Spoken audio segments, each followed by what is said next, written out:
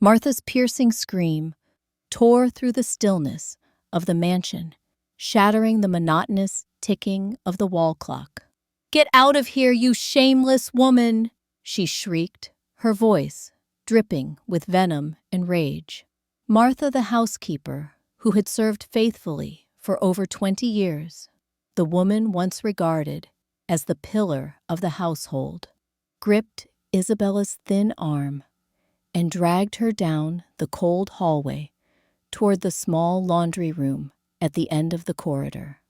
In Isabella's arms, her 3-month-old twin boys wailed in terror, too young to understand the storm of fury surrounding them. "Mrs. Martha, please calm down," Isabella pleaded, shielding her children. "I don't understand what's happening." "Don't play innocent," Martha hissed. "I saw you holding Mr. Carter's gold watch, his father's heirloom." Isabella froze. That watch, she had polished it every morning, treating it as if it were her own treasure, was gone. Her throat tightened. "I didn't take anything," she whispered, her voice trembling. "I swear on my children's lives." "Oh, swearing, now, are you?" Martha sneered, then shoved Isabella and the babies into the laundry room. The door slammed shut. The lock clicked cold and final, like a verdict. Inside, Isabella collapsed onto the icy tiles. No windows, only a flickering yellow bulb above. Her babies cried until their voices cracked, hungry and terrified. She held them close, humming a lullaby through her tears, her voice breaking into sobs. Outside, Martha stood motionless, listening to the cries. A pang of guilt flickered in her chest, but she swallowed it. "This is for Andrew," she whispered. "He must see her true colors. If not, I'll lose everything." In the dark, Isabella's mind drifted back to the day she first came to the mansion.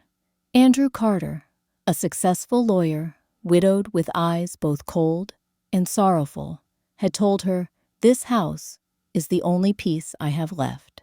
I need someone to care for it, but I can't stand noise or trouble." Isabella had bowed her head. "I understand. You'll hardly notice me or my children. I just need this job to survive."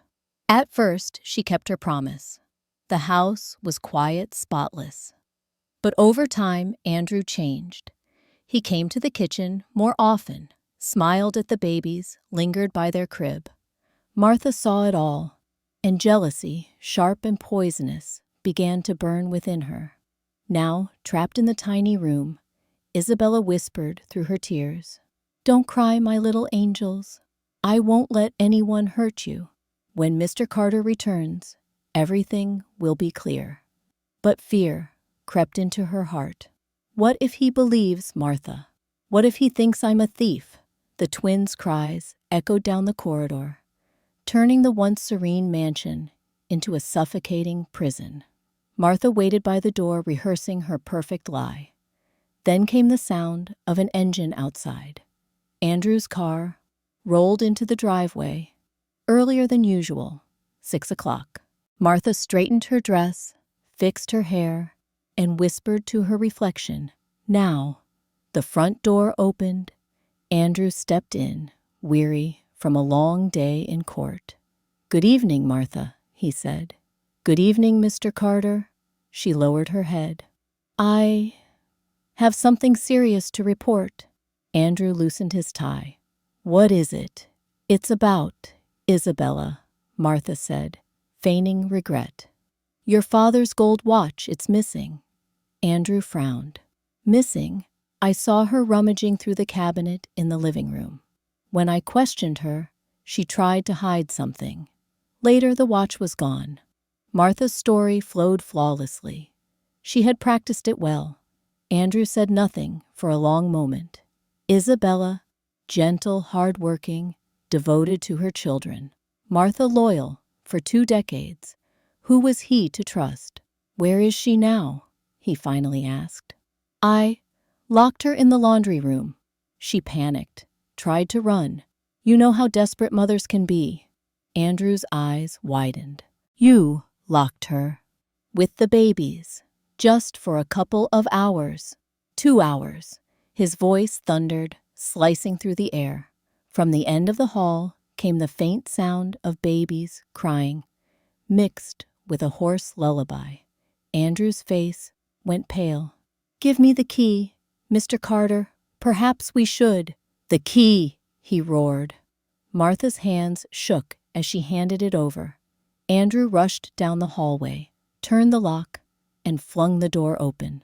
What he saw made his heart clench. On the cold tile floor sat Isabella, tears streaking her face. One arm cradled Daniel, still feeding weakly. The other patted Darius, whose sobs had turned to hiccups. Her voice, hoarse, trembling, kept singing, desperate to soothe them. This was no thief. This was a mother, broken, terrified, yet still clinging to love. "Oh God," Andrew whispered. At the sound of his voice, Isabella looked up. Her swollen eyes shimmered with fragile hope. "Mr. Carter, please believe me. I didn't take anything. I swear." Andrew studied her face, every tremor, every tear. Behind him, Martha stammered, "Don't let her fool you. She's acting." But he said nothing. Instead, Andrew gently took Darius from her arms. The baby pressed against his chest, his cries fading to silence. In that instant, Andrew knew only the truth could save this woman, and he would be the one to uncover it. That night, after freeing Isabella and the twins, Andrew said nothing to Martha. He simply looked at her, a look so heavy with disappointment that she couldn't meet his eyes. Isabella carried her children back to their room, while Andrew sat alone in the living room. The faint echo of a lullaby lingered in his mind, the broken song of a mother who had endured darkness for her children. A mother like that, he thought, could never be a thief. In the days that followed, Andrew began to watch Isabella more closely, and slowly, the truth began to surface. He often found excuses to go downstairs at night, sometimes to make a late cup of coffee, sometimes to check on the nursery. But in truth, every time he would stumble upon moments that made his heart go still. One night, Daniel was crying uncontrollably from stomach pain. Isabella sat on a chair, gently laying the baby across her lap, her hand softly rubbing circles on his tiny belly. Andrew stepped in quietly, keeping his voice low. "I'm sorry. I heard crying and wanted to check if everything was all right." Isabella looked up slightly flustered. "It's fine, Mr. Carter. He just has a bit of gas. Rubbing like this helps him feel better." Andrew sat beside the crib, his gaze never leaving them. Within minutes, Daniel's cries faded, replaced by the steady rhythm of sleep. "You're amazing," Andrew murmured. Isabella smiled gently. "It's nothing. Any mother would learn. It just takes patience and practice." In the mornings, Andrew would often see Isabella sitting on the wooden chair outside the porch, cradling Darius and softly singing a lullaby. Morning sunlight filtered through the eaves, illuminating her calm, tender face. That simple sight filled Andrew with a peace he hadn't felt in years. Martha noticed the change too. She saw him linger longer in the kitchen, ask more questions than usual. "How are the boys today? Did they sleep well?" And in Andrew's eyes, whenever he looked at Isabella, there was warmth, something new and unfamiliar. A spark of jealousy began to burn within Martha. She had spent her youth in this house, raised Andrew from boyhood, and believed no one could ever replace her. Yet in just a few months, a young woman and her 2 children were shaking everything she'd built. That afternoon, the room was bathed in sunset light. Andrew held Darius in his arms, while Isabella gently rocked Daniel in the cradle. Darius giggled, clutching at Andrew's shirt buttons. Andrew looked toward Isabella, and in that moment, something stirred within him. It wasn't pity, but something deeper, warmer. Isabella glanced up, meeting his eyes, before quickly turning away. She knew the boundaries between master and servant, but she couldn't deny the sense of safety he gave her. The moment passed swiftly, yet the seed of a forbidden emotion had already been sown. From the kitchen doorway, Martha watched, silently, saw them talking, smiling softly, sunlight wrapping their faces as the twins slept beside them. The scene made her chest ache.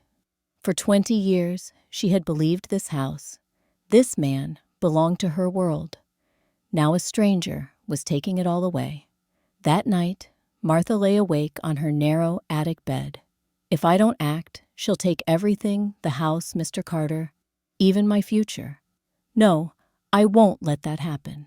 The next morning, as Isabella was dusting the living room, Martha entered, her tone cold. Be careful with that shelf. The watch there is very valuable to Mr. Carter. Isabella looked up with a gentle smile. Yes, I always clean it softly. I know how much it means to him. Martha pressed her lips together and pretended to walk away. When Isabella stepped into the small washroom to change Daniel's diaper, Martha quickly took the gold watch, slipped it into her pocket, and hurried upstairs. In her room, she hid it beneath a neatly folded stack of towels. Forgive me, Andrew, she whispered. I'm only protecting you from deceit. That afternoon, Martha began to spread her seeds of suspicion. At the grocery store, she leaned toward the shopkeeper and whispered, the maid at the Carter house. I don't want to gossip, but something's off about her. I saw her handling expensive items. The shopkeeper gasped. Really? She seems so gentle. Martha sighed, her voice heavy with false regret. Appearances can deceive. Who knows what she's planning? By evening, the rumor had spread through the neighborhood, from the pharmacy to the cafe and the small market. Everyone was talking about the young maid at the Carter house, the woman who might not be as innocent as she seemed. That night, as soon as Andrew returned home, Martha greeted him with a worried face. Mr. Carter, I hate to interfere, but are you sure you can trust Isabella? I've heard unpleasant things about her. Andrew paused. Unpleasant things. They say she's stolen. Before that she tries to attach herself to wealthy men. Martha lowered her head, her tone sorrowful. Andrew said nothing, his hand tightening around his leather briefcase. He didn't want to believe it, but those whispered words lodged in his mind like thorns. The image of gentle, devoted Isabella lingered, yet Martha's voice wouldn't stop echoing. That night in her attic room, Martha smiled faintly. She believed she had planted the seed of doubt, and once doubt took root, no fragile affection could ever bloom. In the following days, the mansion's air shifted. Andrew remained polite, but his eyes had changed, distant, cautious. Isabella noticed. One morning, while preparing milk for the twins, Andrew suddenly asked Isabella, "Are you having financial troubles? Do you need an advance on your pay?" She froze, her hand halting mid-motion. "No, Mr. Carter. What I earn now is enough for me and the boys. I don't want to owe anyone." And deep within her heart, a quiet unease began to grow, like a dark cloud creeping closer, warning of a storm soon to come. Andrew nodded slightly, but his gaze lingered on her every movement. From then on, his gentle yet probing questions became more frequent. "Don't you want to buy more clothes for the twins? And what about you? Isn't there anything you want for yourself?" Each time Isabella only offered a faint smile, her voice barely above a whisper. "The children's clothes are still fine. As for me, having this job is enough." But inside, a dull ache spread through her chest. It was clear Andrew no longer trusted her as before. The venomous rumors outside had planted seeds of doubt in his heart. One night, after tucking the twins into bed, Isabella couldn't bear it anymore. She walked to the living room where Andrew sat under the soft golden light, reading through a stack of documents. Her hands clenched as she drew a deep breath and said firmly, "Mr. Carter, do you believe I stole your father's watch?" Andrew looked up, his eyes wavering. "Why would you ask that?" "Because these past days you've been testing me. I'm not stupid. If you truly think I'm a thief, I'll take the children and leave right now." Her voice trembled with hurt, but her eyes were bright and unyielding. Andrew set the papers down and was silent for a long moment before exhaling heavily. "Isabella, I don't want you to go. But yes, I doubted you. Not because of what I saw, but because of what I heard. Martha said things, and the whispers outside." Isabella let out a small, bitter laugh. "So just a few rumors were enough for you to forget your trust in me." She turned and started toward her room, but Andrew's voice followed her, desperate. "Wait, don't go. I was wrong." Isabella stopped, not turning around. "How wrong, Mr. Carter?" Andrew approached slowly. From his pocket, he took out a small brass key and gently placed it in her palm, folding her fingers over it. "This key opens my study, where I keep all documents, contracts, bank cards, even the safe. If one day I ever doubt you again, if fear destroys my trust, use this key, open the door, take everything, and leave. It's the only way I can prove that my trust in you is real." Isabella stared at the cold metal in her hand. Silent tears fell heavy and slow. "Mr. Carter, you're insane." Andrew smiled faintly, his voice warm again. "No, I'm just afraid of losing you and the children." In that moment, though, cracks still ran deep. An invisible thread seemed to pull their hearts closer together. But neither of them knew that beyond that door, Martha hadn't stopped, and the real storm was about to break. That night, Andrew lay awake, staring at the ceiling. The whispers, Isabella's tears, Martha's cold smile, they all circled in his mind like a haunting storm. At last, he made a decision. He called a private investigator, recommended by a colleague. "I need everything on Martha, her past jobs, her background, everything." A few days later, a thick folder landed on his desk. Andrew read through it slowly, his hand tightening with each page. 3 former employers, the same story repeating itself. A maid accused of theft, evidence conveniently found, and Martha remaining loyal. Trusted, never suspected. Andrew shut his eyes. So it was her from the beginning. That evening in the quiet kitchen, he told Isabella softly, "We'll expose her, but we need undeniable proof." Isabella trembled. "How? We'll stage it. You pretend to be angry. Pack your things and leave. I'll act desperate. When Martha comes, I'll make her confess." Isabella bit her lip, then nodded. "If that's the only way." Friday morning, the plan began. Isabella held the twins, her voice echoing with anguish. "I can't take this anymore. You don't trust me, so I'm leaving," Andrew replied, with feigned tension. "Isabella, please listen to me. No need. I'll take the children and never come back." Their voices filled the street. Curtains shifted as neighbors peeked out. A taxi waited by the gate. Isabella climbed in, clutching the twins, close, her face hidden behind her hair. As the car pulled away, Martha watched from the third-floor window, her lips curling into a triumphant smile. Finally, she's gone. That afternoon, Martha returned to the main house. She didn't knock, just pushed the gate open. Andrew sat in the living room, looking distraught. "Martha," he murmured, "I heard Isabella left. I told you, didn't I?" She replied sweetly. "She was only using you." Andrew bowed his head, sighing. "Maybe you're right. It's just my father's watch." Martha froze for a moment, but quickly masked her unease. "Mr. Carter, I'm certain she took it. I saw it with my own eyes." Andrew lifted his gaze, his tone sharp as steel. "You saw her, did you? Are you sure? I saw her rummaging, and then the watch was gone." Andrew's voice turned slow and cold. "But it was you who took it, wasn't it?" Martha shot up, her voice shaking. "No, I only hid it to protect you. Otherwise, she would have really stolen it." Andrew remained calm. "Tell the truth, Martha.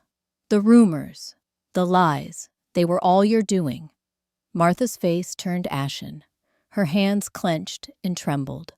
20 years of carefully built trust collapsed in an instant. "Yes, it was me," the words burst out, splintering like glass. "I took the watch. I made everything up because I love you, Andrew. For 20 years, I've lived for you." And then she came with her children, and in just a few months, she took everything, even your heart, which should have been mine.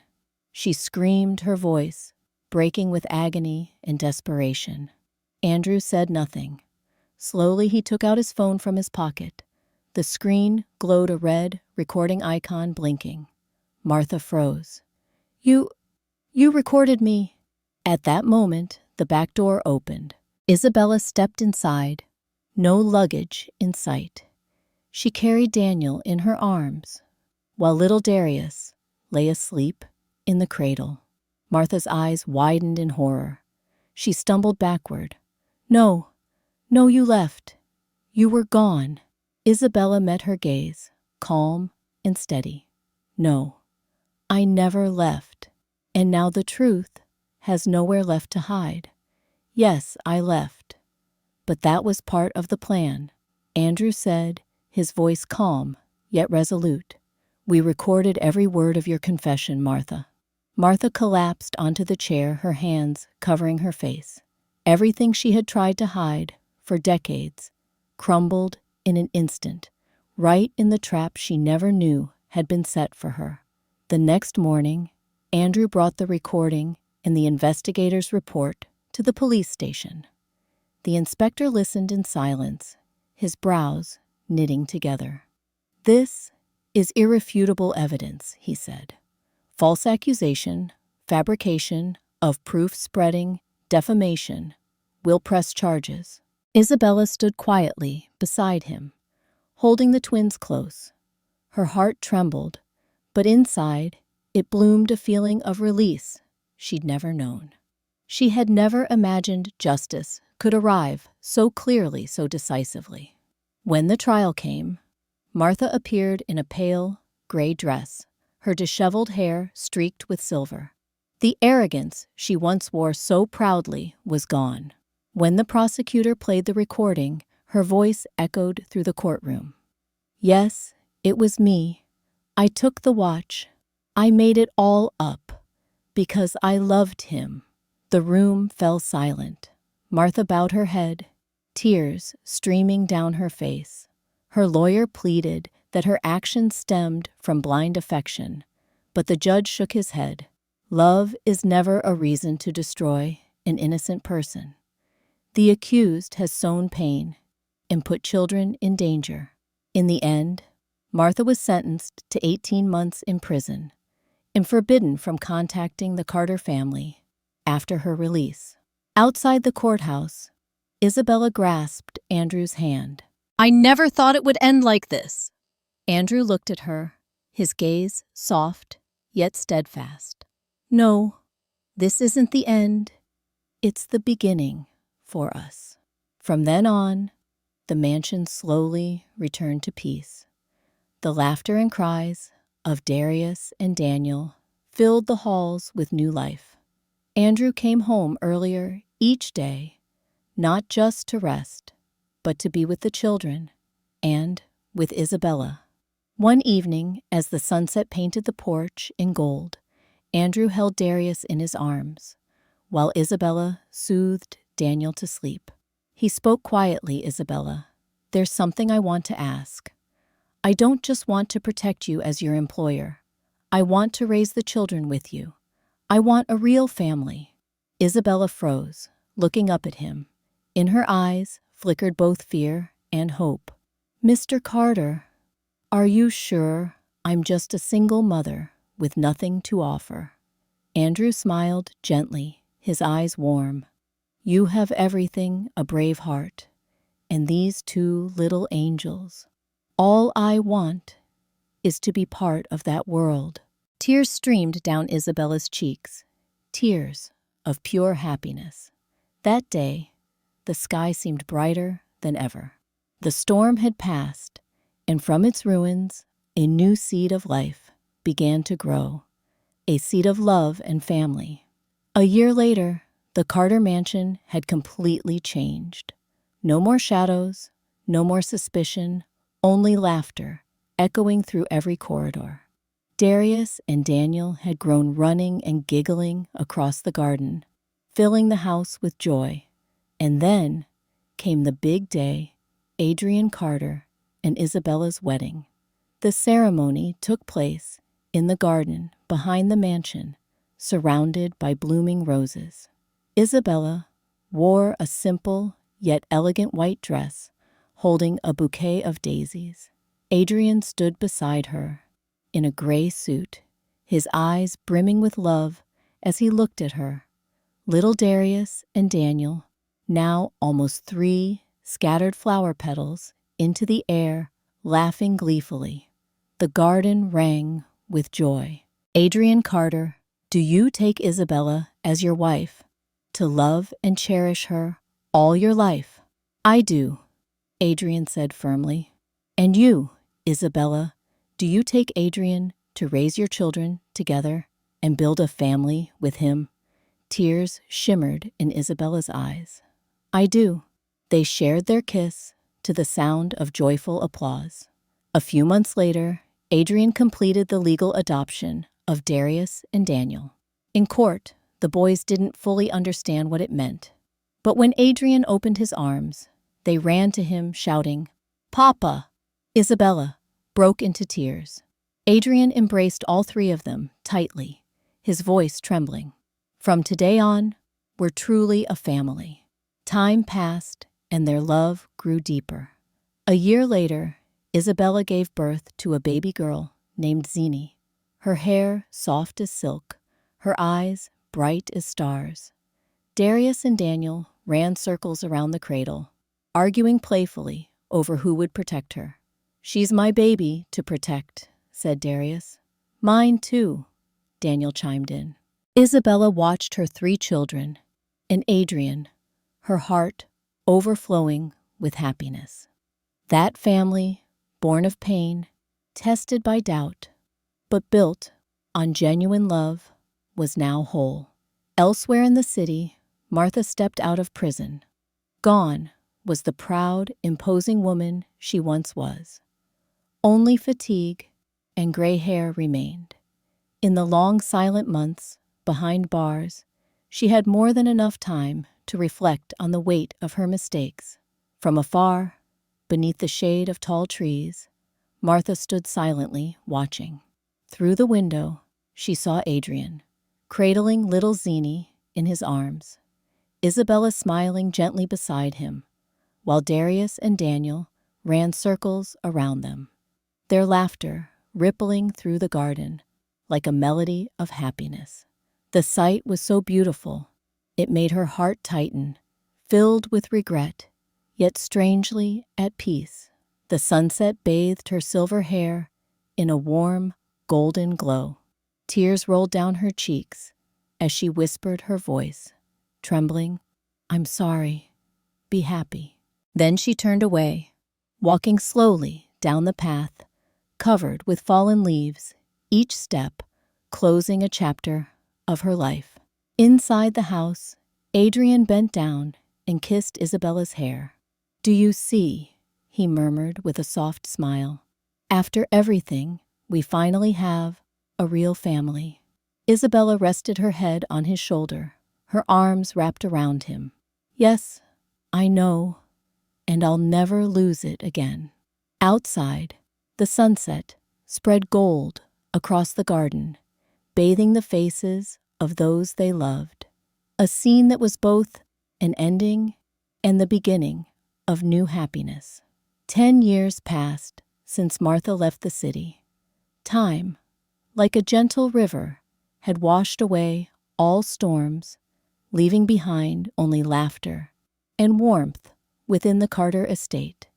Darius and Daniel were now 13, tall, bright, and full of mischief. They often argued over the smallest things, only to burst out laughing moments later. Between them existed that unspoken bond only twins could share. And Zenny, the family's little princess, was 9, with her mother's bright eyes and her father's kind smile. She loved to sing, often sitting among the rose bushes, humming soft melodies.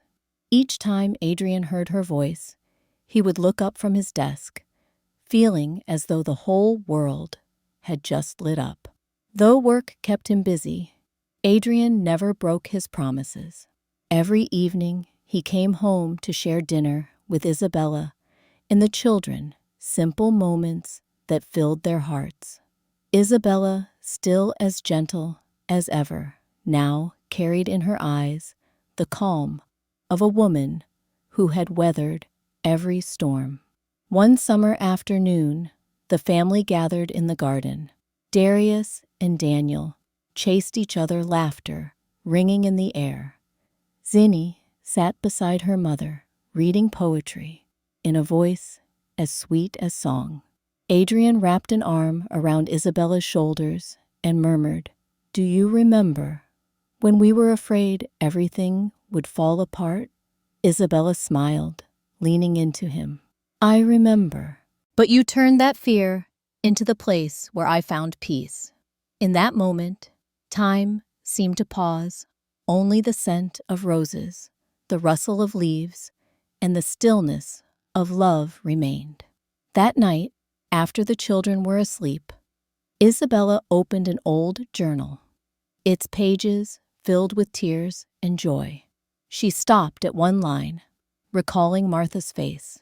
"Martha," she whispered, "without your shadow, we might never have known how precious the light truly is." Adrian entered quietly and sat beside her. "You're thinking about her?" Isabella nodded. "I've forgiven her. Maybe those wounds are what made us stronger." Adrian took her hand and smiled. She chose her path, and we chose love. They sat together, hand in hand, letting silence speak their vows. Years later, when Darius and Daniel were in college, and Zenny was preparing for high school, the Carter home still overflowed with laughter. Every weekend, the family gathered in the garden, grilling food, sharing stories about their week. In the golden light of evening, Isabella sat on the old wooden chair, watching Adrian and the children playing together. The sunlight wrapped around them, and her heart filled with gratitude. This, she thought, tears glimmering in her eyes, is the greatest treasure of my life. Not wealth, not prestige, but this laughter, these arms, this love that had survived every storm and only grown stronger. After all, what remained was family.